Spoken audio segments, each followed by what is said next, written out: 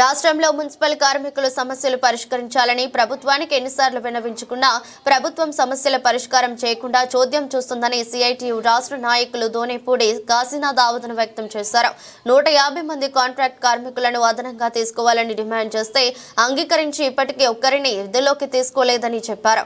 కార్మికులపై పనిభారం పెరిగిపోవడంతో ఒత్తిడికి గురై మున్సిపల్ కార్మికులు ప్రాణాలు కోల్పోతున్నారని చెప్పారు.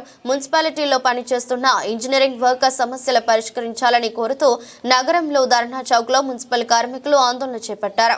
ఈ సందర్భంగా సిఐటియు నాయకులు దోనేపూడి కాశీనాథ్ మాట్లాడుతూ తమ సమస్యల పరిష్కారం కోసం ప్రభుత్వంకి 4 రోజుల సమయం ఇస్తున్నామని, సమస్య పరిష్కారం కాకుంటే సమ్మె బాట పడతామని హెచ్చరించారు.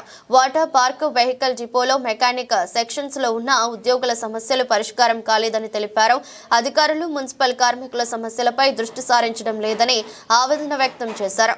సమస్యలు పరిష్కరించాలని అధికారులకు వినతి పత్రం ఇచ్చినా సమస్యల పరిష్కారం కాలేదని చెప్పారు. ఇంజనీరింగ్ విభాగాలకు సంబంధించి గత ప్రభుత్వంలో చేసుకున్నటువంటి ఒప్పందాలు ఏవైతే ఉన్నాయో ఆ జీవోలు ఇవ్వలేదు. ఇంజనీరింగ్ విభాగాలకు సంబంధించినటువంటి జీతాల పెంపుదలకు సంబంధించినటువంటి సమస్య సానుకూలంగా పరిష్కారం చేస్తానని చెప్పినటువంటి మాటలు నీటిమోట్లయినాయి. వాటర్ సప్లై కానీ, పార్క్ సెక్షన్ కానీ, వెహికల్ డిపోలో ఉన్నటువంటి మెకానిక్లు కానీ వీళ్ళ సమస్యలు ఏవి కూడా పరిష్కారం కాకుండా నిలబెట్టేటువంటి దానికి ప్రయత్నం చేస్తూ ఉన్నటువంటి పరిస్థితి కనపడతా ఉంది. తాత్సారం చేస్తూ ఉంది డిఎంఏ కానీ, ప్రిన్సిపల్ సెక్రటరీ కానీ, మంత్రి నారాయణ గారు కానీ వీళ్ళ సమస్యల మీద దృష్టి సారించేటువంటి పరిస్థితుల్లో లేడు. రాష్ట్ర సంఘం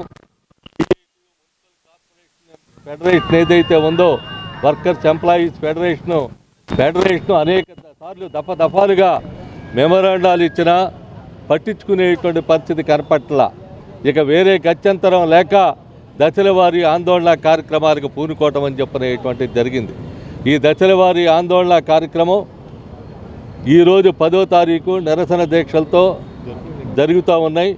భవిష్యత్ కార్యాచరణ కూడా రాష్ట్రానికి సంబంధించినటువంటి కమిటీ ఏదైతే నిర్ణయిస్తుందో ఆ నిర్ణయాల్ని అమలు జరిపేటువంటి దానికి ఇక్కడ ఉన్నటువంటి కార్మికులందరూ కూడా ప్రయత్నం చేస్తూ ఉన్నారు. విజయవాడ నగరపాలక సంస్థలో పని భారం అధికమైంది.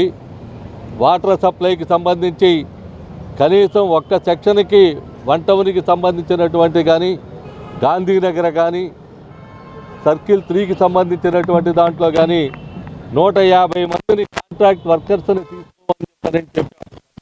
గత కమిషనర్ వాగ్దానం చేశాడు, ఈ కమిషనర్ వాగ్దానం చేశాడు. 1 టౌన్కి సంబంధించి 50 మందిని ఇవ్వటానికి సిద్ధపట్టంలా పని భారం అధికమై 1 టౌన్లో ఇప్పటికి 3 చచ్చిపోయారు. టెన్షన్ గురై పోటుతో హాస్పిటలైజ్డ్ అయి మృతి చెందినటువంటి లక్ష్మణరావు బహుశా 3వ వ్యక్తి. అందుకని ఈ రకమైనటువంటి పద్ధతుల్లో చేసేటువంటి దానికి ప్రభుత్వం నిమ్మకి నీరెత్తినట్టుగా చూస్తూ ఉంది. మంత్రి కనీసం స్పందించేటువంటి పరిస్థితుల్లో లేడు. 4 నెలలు టైం ఇవ్వండి, 3 నెలలు టైం ఇవ్వండి, 4 రోజులు ఆగండి అని చెప్పనని తాత్సారం చేసేటువంటి దానికి, తొత్తడం చేసేటువంటి దానికి ప్రయత్నం చేస్తూ ఉన్నటువంటి నేపథ్యాన్ని చూస్తూ ఉన్నాం.